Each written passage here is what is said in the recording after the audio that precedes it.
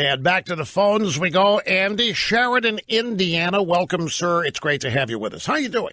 I'm great, Rush. Thank you. I love your new app, by the way. It's fantastic. Thank you very much. I appreciate that. It is. It's kick-ass. It's a kick-ass experience, a kick-ass app. I'm glad you like it. Kick-ass all the way. It is. It really is. Question. These entertainers, these actresses, singers, anybody, they get political, and I don't understand it. They're alienating the chunk of their audience, a chunk of their customers. It makes no sense to me why they're doing this. It doesn't, does it? So you're wondering why they do it? Yeah, exactly. I think the short answer is peer pressure. Because your question is really a good one, and I can best answer this if I inject myself into it. Sure. I don't think that they have a concept of audience the way I do. I think that they believe that their success is determined by much more than just what their audience does, like buy records or join streaming services or whatever. Whereas I'm exactly, the audience is everything here. Now, I'm not afraid of angering some of the audience as long as I'm being truthful and honest about what I believe. But even then, I'm respectful of the audience's intelligence. I am respectful of the audience's time that they spend here, and I do not want to take advantage of it or abuse that in any way. These people insult the audience, as you say, at least half of their audience when they do these displays like they did the Grammys and the Academy Awards. And I'm convinced that part of it is they don't think the way you're thinking. They don't care if they've angered half of America, because to them it doesn't matter to their success or not. It doesn't matter to their bottom line, which is curious to me, but you throw the peer pressure aspect of this in. They all want to be in the clique. They all want to be in the group. They all want to get deals. And if they think management requires them to have opinions like this, then they're gonna utter them. And many of them probably, remember, they're not that well informed. They're not that bright when it comes to this kind of stuff. They might be very talented artists, but they don't know half of what they think they know. I wish they would wise up, because some of them are very talented, and I just can't watch them. Like Mark Ruffalo, I like his work; he's good, but I can't watch him anymore without thinking of him. I know that's the way it hit me with the NFL. It saddened me, and I know exactly what you're talking about. Now there's another thing I think going on with these entertainers, like last night at the Grammys, and I think much of it, folks, is rooted in fake Twitter. Look, I don't want to spend a whole lot of time on this again, because I did in the opening monologue, but the New York Times has a very comprehensive, I really suggest you read it all, and on a computer, browser, like Safari, whatever you use, or a big iPad. Don't do it on a phone. The graphics that they have put together with this story are best seen on a big screen. And it details essentially how you can buy followers. Now, we know that there are bots that are flooding Twitter, primarily Facebook as well. But this is different. This is people, actors, actresses, media pundits, journalists, literally buying followers to make it look like hundreds of thousands of people follow them, read them, retweet them, and it's all fake. And it's very cheap. You can buy, I don't know, I forget the numbers, but it's like you can buy 1,000 followers for $20. It may not even be that expensive. It's cheap as it can be. There's a number of companies, but one of them is located here that literally creates fake followers. They're made to look like real people. Some of them are real people whose identities have been slightly changed. Their identities have been stolen, purloined by these groups. They have to throw some real people in with the totally fake people. So we have bots that are fake followers, which means there's all kinds of people on Twitter nowhere near as popular as they want you to think. They're nowhere near as widely known. They're nowhere near widely loved. It's all just a big bunch of house of cards. And there's also these fake bots that can be flooded into a zone to make the recipient believe he's hated and despised, or that his business is under threat. I think what happens on social media dictates a lot of what happens in the entertainment world. I think they buy it hook, line, and sinker. I think they believe what's on Twitter. I think they believe all kinds. And many of these entertainers are buying followers to make themselves look much more popular than they are. And if they get a flavor on social media that certain people, a majority of people say hate Trump, or a majority of people this or that, if they do want to pay some kind of homage to their audience, they would replicate that. But there's another aspect of this, too. And I think many of these entertainers in a music business, and yeah, even TV and movies, I think that they are convinced that they are social justice warriors. And this is largely due to social media as well. And I think they look at this as social justice. They look at this almost as civil rights. And they look at hating Trump as actually a civil rights movement. It is an attempt to make themselves feel important. I have long theorized that many in the entertainment community, let's look at actors. They're human beings, number one. And contrary to what a lot of people think, it's hard work. And it does take a really rare talent besides the rare commodity of good looks. And the rare talent for great acting is having absolutely zero self-consciousness. And that's why, and most people are totally self-conscious. And then you put a camera in their presence and they become obviously self-conscious. They can't, I mean, that's when many people break down and become people that they aren't, but not in a good way. You can see them get nervous. You can see them begin to act out. It's classic. Put a camera anywhere and people change. And the more important they think the camera is, the greater they change their behavior in that moment. It's a mind-boggling thing when you see it. Put a camera on a street corner, and what normally happens in that street corner will stop happening, and everybody that knows that camera there will be playing to it one way or another. Well, these people pretend to be other people. You know what fascinates me? It literally does. Psychologically, it fascinates me to listen to actors and actresses talk about the people that they have portrayed in movies. It's almost like they have become experts in them. And if they are portraying fake characters, this is even a bigger mind-boggler. I'm not going to mention the show, but a TV show was recently canceled. And one of the characters on this show was killed off before the series finale. The actress portraying, who I like, by the way, but the actress portraying this character has been all over media talking about what it meant to be killed off. What would the character be doing if the character was still alive? How the character being killed off relates to our current political climate with Trump. And I'm reading this, and I'm saying, this is unbelievable. This person does not exist. This is a made-up character in a made-up show being talked about as though the person is real, had a real life, and had a real death, and what it means. And it means nothing because the character didn't ever exist. But to the actress and to the producers, the character was as real as you and I are. And it's an amazing psychological feat to pull this off. I couldn't do it. I could not go on TV. Let's say they hire me to portray Ronald Reagan. No, that's a bad example. I don't even want to use myself in this.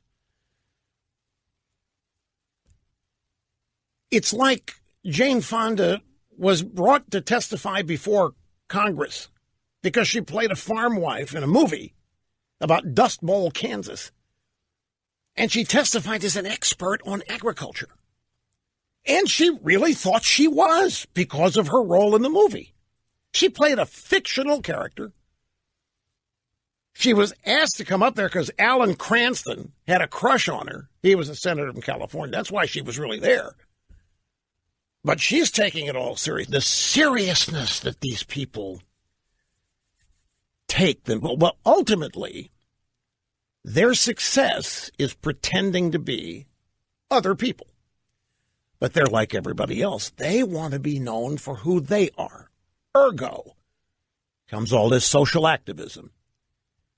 And if peer pressure requires you to get on the liberal social activist train, then you quickly hop aboard.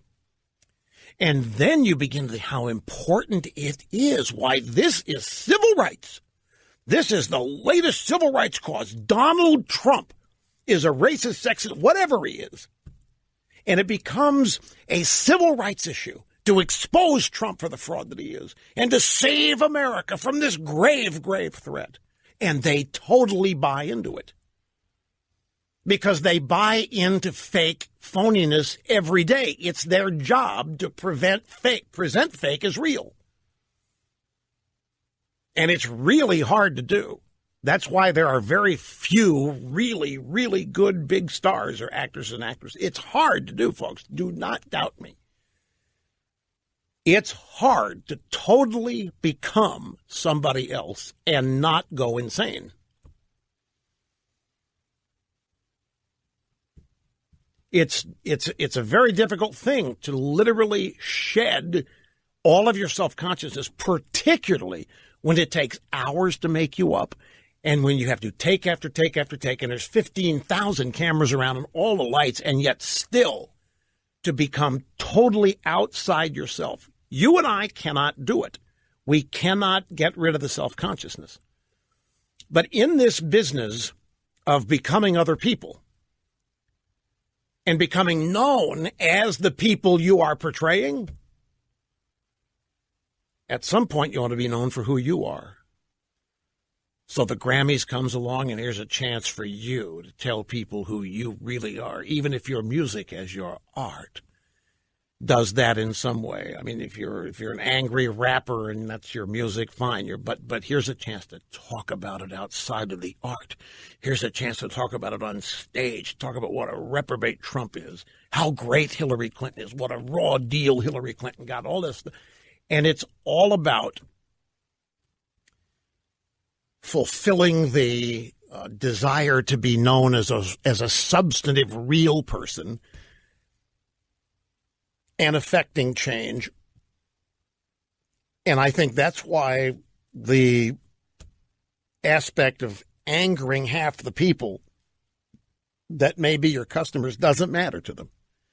Because in their minds, what they are doing outside their art is far more important.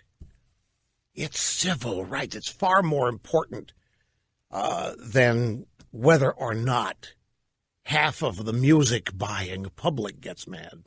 In fact, they probably take satisfaction from some of you getting mad. They probably laugh about it and give themselves high fives that the Southern hayseed pro-life hick conservatives got mad about it. There may even be private competitions to see who can anger you the most. The fact that you will not go by their record store, they couldn't care less, because they're going to be heralded by the entertainment media and their peers as great people, willing to buck the trends, willing to have the guts and the courage to go against the current. Or it could be something entirely different and basically very simple. Usually the simplest answer to something is what really is the answer. But in this case, I just don't think they have any concern Now, Michael Jordan's a rarity. Michael Jordan would never get political. He says, look, Republicans buy tennis shoes. I'm not going to go tick off half of them, half the country. Tiger Woods was the same way. Although I think I know what Tiger's politics is. I don't know for sure. But regardless, it's becoming more and more common for more and more entertainers to declare a political identity. Look at the NFL. I mentioned at the top of the show, the NFL is now tied with MSNBC on the negative brand list. They are number 6 at most polarizing brands. The NFL. There's a survey of NFL players about what is important to them. This will make my point. In fact, I'm glad I remembered this. This will make my point. I'll find it during the break, and I'll have it for you when we get back. I think there's another characteristic or aspect to these actors and actresses going nuts, like at the Grammys last night. I'll give you an example. Mark Ruffalo, the caller mentioned Mark Ruffalo. I'm like the caller. I like Mark Ruffalo's work until the guy is a lunatic Trump hater. And I can't just set that aside when I see the guy now. And Whoopi Goldberg is off her rocker on this. But Ruffalo and Whoopi Goldberg and Michael Moore are headlining the anti-Trump State of the Union. Somewhere $47 a head. Charging $47 a head for people to see this. Now, I think part and parcel of this, Hillary was going to win. They were all in for Hillary. They couldn't say enough good about her. They campaigned with her. They did everything they could for Hillary, and she loses. And I think they consider that a big slap in the face, and it makes them question their influence. So I think part of it is anger at the American. They go on the Grammys last night. They start insulting the American people with their blatant hypocrisy. They're mad at you. You didn't elect Hillary. You voted for Trump. So you add that factor into the equation, and you get a large group of really messed up people. You know what amazes me about it? Honest to God, here's the thing that amazes the music industry puts up with it, and it's CBS televised it. That's what it still amazes me. I know it shouldn't, because I know the music industry and CBS are virulently anti-Trump too. But from the standpoint of the question, why would you want to anger half of your audience? But man, the cause becomes the number one thing. It overrides every other concern for people like this. Now this thing on the NFL players, this is from the USA Today Sports. They surveyed 108 NFL players, and there's over 2,000 of them, so over 1,500 of them. So this is a small sample. And the survey was between December 21st and January 19th. Players, according to USA Today Sports, players were granted anonymity if they chose, but many of them spoke on the record. They were asked 3 questions. Number 1, what is the most important issue facing the NFL? Number 2, do you feel owners respect or disrespect the players? And number 3, do you approve, disapprove, or have no opinion on the job performance of the commissioner, Roger Goodell? Of the 95 players who answered the question on the league's most important issue, 39% said health and safety, 18% said compensation, and 18% said social issues, including protests during the national anthem. What this means is that at least among these 105 players, they care about protesting the anthem as much as they care about the money they earn by living in America. Both answers got 18%. The biggest answer was 39% on safety. 18% said compensation, including guaranteed contracts. 18% said social issues. Now, if that's what NFL players truly believe, then, folks, you better you better get used to seeing all kinds of protests and kneeling and all, because if they care about that as much as they're getting paid, then who is influencing these guys? Who has gotten to them? The answer's rather self-evident.